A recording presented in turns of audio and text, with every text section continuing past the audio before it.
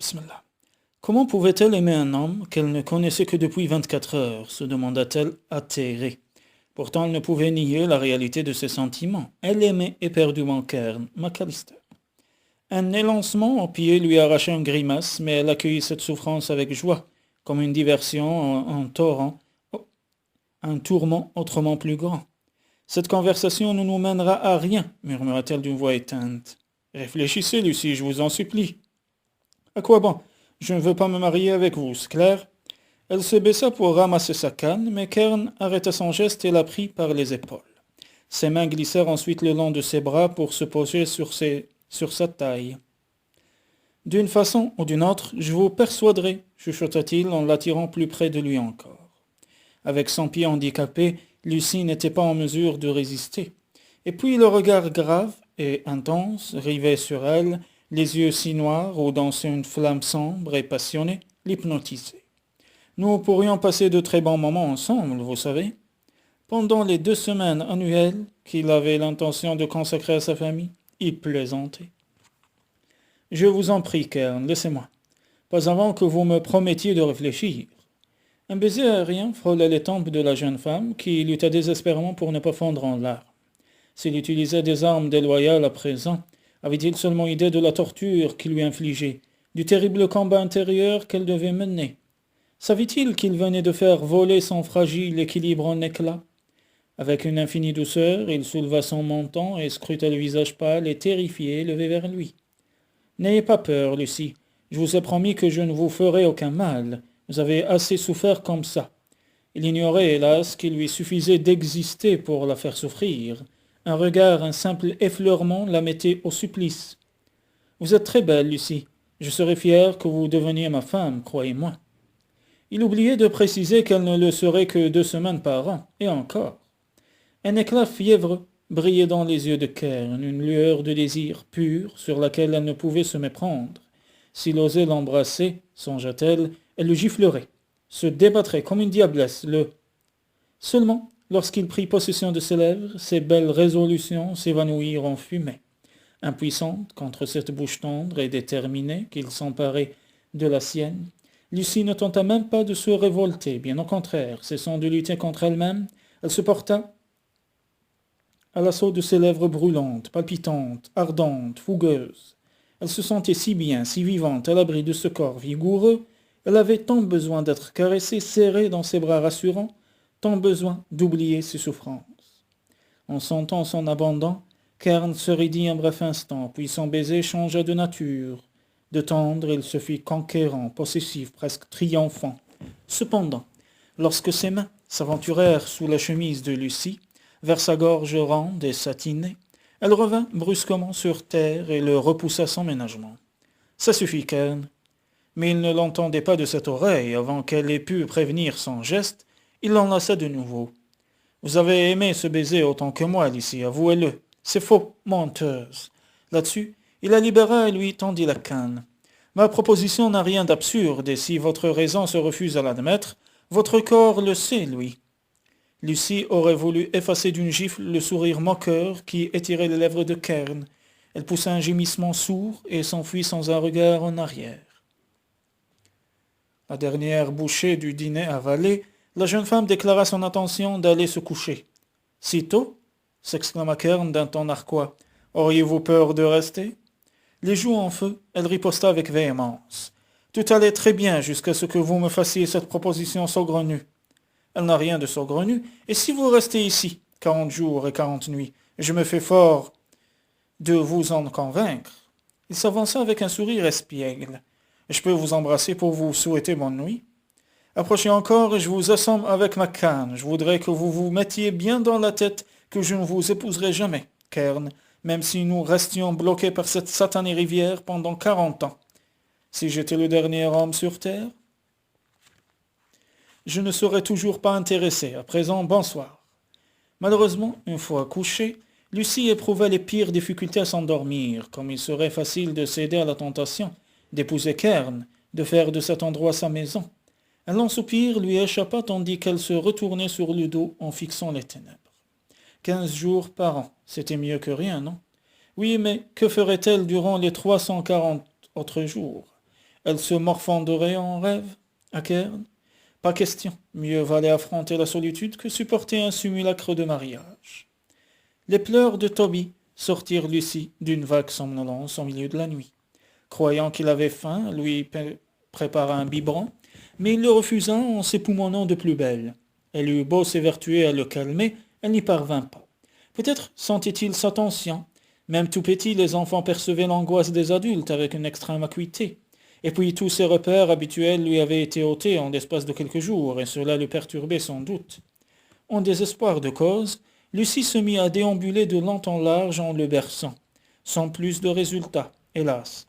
Après une demi-heure de ce manège, son pied se rappela douloureusement à elle. « Allons, Toby, calme-toi, voyons. Je peux vous aider ?»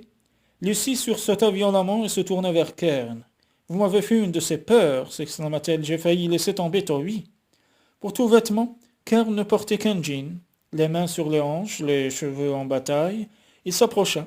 « Quel est le problème? Je l'ignore. Peut-être a-t-il simplement besoin de temps pour s'habituer à vous, dit Cairn songeur. À ces mots, Lucie s'affola. Il ne fallait surtout pas que Toby s'attache à elle alors qu'elle devait le quitter. C'était plutôt son père qu'il devait apprendre à connaître. Sans plus réfléchir, elle plaça d'autorité l'enfant dans les bras de Cairn. Il faut le promener. Cairn la contempla d'un air ahuri. Que voulez-vous dire? Marchez dans la maison jusqu'à ce qu'il s'endorme.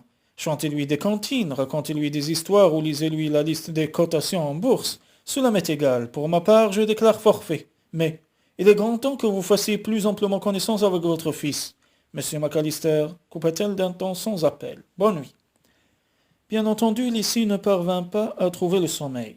L'oreille aux aguets, elle écoutait Toby geindre doucement, attendant à chaque instant que ses gémissements se transforment de nouveau en hurlements frénétiques. Contre toute attente, cependant, la confrontation du père et du fils se déroula sans drame. Cairn déambula longtemps dans la maison, puis sans doute lassé, il sortit sous le véranda, où Bluet l'accueillit en jappant. « Dis bonjour à Bluet, Toby. C'est un chien très gentil. » Un cri plaintif lui répondit, suivi bientôt par des sanglots convulsifs. « Désolé, Bluet, ton chat on n'a pas opéré. Ce sera pour une autre fois. » Les pas de Cairn résonnèrent sur le plancher de la véranda, puis la porte de la cuisine claqua. Il rentrait, abandonnant le pauvre Bluet à sa solitude. Cairn élut finalement domicile dans le bureau. À son timbre profond se mêlaient les pleurs de plus en plus intermittents de Toby. Soudain, Lucie ne perçut plus qu'un murmure continu. Intriguée, elle se dressa sur son séant. Que pouvait-il bien raconter à son fils? Dévorée de curiosité, elle bondit hors du lit et traversa la maison sur la pointe des pieds pour s'approcher sans bruit de la porte du bureau, que Cairn avait eu la bonne idée de laisser entr'ouverte. À l'instant où elle posait l'oreille contre le bâton, un sanglot secoua Toby. « Exactement mon avis, mon vieux. Acquiesça son père. Ses actions vont forcément baisser. On va? » Cette fois-ci, un hoquet lui répondit. « Parfait, on va. J'appellerai mon agent dès que tu te seras calmé. C'est l'heure idéale à New York en ce moment, et puis il est temps que je te présente Sam. En attendant, qu'allons-nous faire? Je sais, je vais te lire la liste de toutes mes actions. Si tu juges mes placements hasardeux, débrouille-toi pour me le faire savoir. Écoute bien. » Sans attendre, Cairn se lança dans une longue et monotone litanie. Réprimant tant bien que mal un accès de fou rire, Lucie fit demi-tour pour regagner sa chambre. Le temps qu'elle y parvienne, sa joie était retombée. Et c'est les larmes aux yeux qu'elle se glissa dans son lit, triste à en mourir. Bientôt elle partirait, bientôt Cairn et Toby n'auraient plus besoin d'elle. L'aube pointait quand le sommeil la gagna. Une boule de poil hirsute, bondissant sur son lit, réveilla Lucie en sursaut. Ouvrant les yeux, elle reconnut Bluet, un Bluet ravi qui envoya promener le livre sur la volaille d'un battement de queue frénétique. La jeune femme se jeta in extremis sur la lampe de chevet avant qu'elle ne subisse le même sort. Ce faisant, elle aperçut un message en forme de drapeau blanc attaché au collier du chien. « Si nous déclarions une trêve, lut-elle en tremblant, la pluie s'est arrêtée, le temps est radieux, et j'ai décidé de prendre le petit déjeuner sur la plage. Les pancakes sont presque terminés. Rendez-vous sous la véranda dans 10 minutes. Cairn. » En dessous, il y avait un post-scriptum. « Je sais que vous m'en voulez, mais vous ne pouvez pas reprocher à un homme de tenter sa chance. Si vous optez pour la grasse matinée, j'envoie les poulets et ensuite la cavalerie. » En bref, il ne lui donnait pas le choix. Mais Lucie eut beau d'efforcer à ranimer sa colère, elle ne parvint qu'à sourire. Une fois levée, elle s'approcha de la fenêtre et contempla le jardin et les pâturages éclaboussés de soleil. Kern avait raison. Il serait dommage de rester au lit quand la nature était si belle. Et puis, Madame Clarence n'apprécierait sans doute pas une invasion de poulets dans sa chambre. Après une douche éclair, Lucie s'habilla à la hâte. En enfilant l'un des jeans qu'elle avait retaillés, elle se rembrunit subitement. Que ferait-elle de ces jeans en partant? Les emporterait-elle à Sydney? Le voudrait-elle seulement? Kern et Toby attendaient sous la véranda. Fin prêt, Lucie ouvrit des yeux ronds quand elle aperçut le chargement à l'arrière de la camionnette garée dans la cour.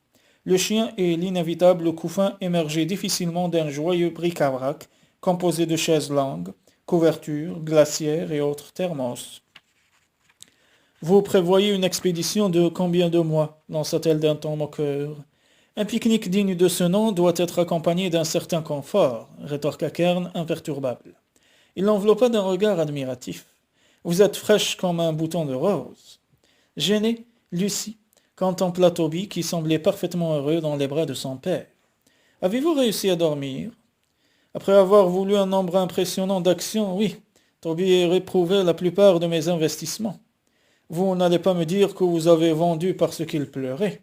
Pourquoi pas? Je suis prêt à faire n'importe quoi pour satisfaire ma famille. Sa famille. Il remua à plaisir le couteau dans la plaie. Mal à l'aise, elle tendit les bras. Passez-moi Toby, je vais le prendre pendant que vous conduisez. Kern parut hésiter. C'est que j'aurais un petit service à vous demander. Toby ne sent pas très bon. Comme elle ouvrait la bouche pour protester, il s'écria. N'oubliez pas que je me suis occupé de lui toute la nuit. Et puis si vous le changez, je vous achète 2 autres tickets pour Hawaï. Allez, un bon mouvement, s'il vous plaît. Incapable de résister au regard suppliant rivé sur elle, Lucie éclata de rire et prit Toby dans ses bras.